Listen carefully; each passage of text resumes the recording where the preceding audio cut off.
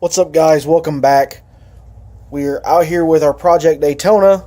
We've gotten a few things done since the last video, but I'm saving that for another video because we're here today to talk about creep. And no, I don't mean the neighbor who always peeks through his blinds.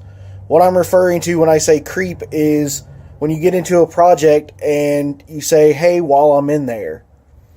And in this case, I noticed when I was working on the car that I can see the flywheel right through there. And I'm not supposed to be able to see the flywheel right through there because it's supposed to have that plate on the back of the engine. That is not there. So that means to put that on that I would have to pull the entire rest of the engine out of the car. The other thing that has happened is when I started to inspect the rod bolts that came out of the car, one of them had the copper already worn through on the bearing. Now, to my knowledge, this engine does not have a lot of miles on it, and it's a story for another day, but I pretty well know the history of this car in the past 5 years and all the people it's been through. But I really want to take a look at the main bearings now that I have it this far apart. I don't want to put the car back together, get everything running, bolt it back up, hit it one good time, chunks of main bearing. That would be bad. I'd have to tear it all back apart. Just wasted all my time and my money. And that brings me to my next issue.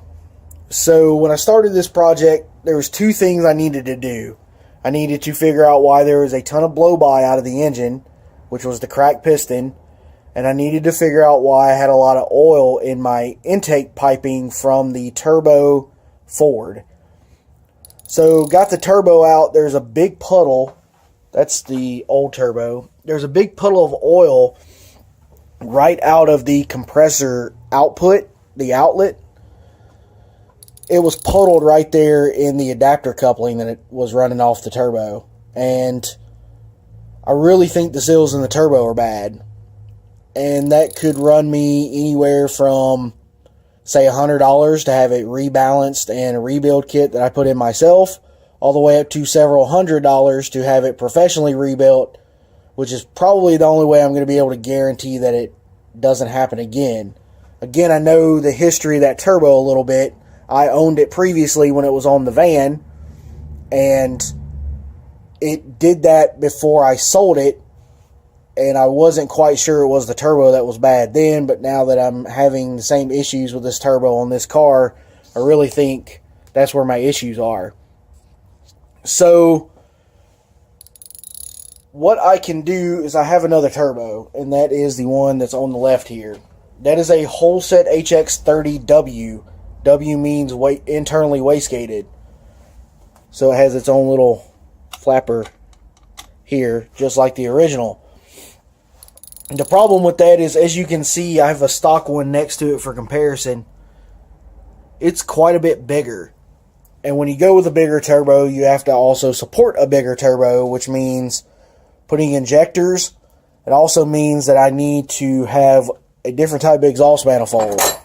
So Chrysler's came with T3 turbos from Garrett, but they came with an odd flange that's like a hybrid T4 with a weird bolt kicked out, and you really can't bolt any other turbos to them other than the Chrysler ones. This is a standard T3 flange. That means I either have to re-drill the stock manifold or build a new header. Don't know which one of those I will do, but I would like to go ahead and just run this turbo. I've had it for a few years. It was for another project that never really got off the ground. Tried to sell it a couple of times. Nobody's ever really been interested. It's just sitting around. Might as well use it. So I have a few decisions to make. I have a few parts that I'm going to have to try to source. I'm going to start selling some of the old stuff off the car in an attempt to get the money to pay for the new stuff. So this is snowballing really quick. I have some footage from where I put a piston on the rod that I already got. I did find a piston, so that's going to be in the next video, along with going ahead and pulling the block out and getting it apart, possibly getting to the main bearings in that video. So I'm going to call it here.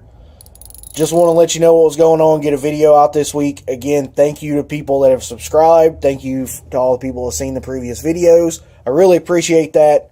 Feel free to leave comments down in the comment section, and I will be back soon.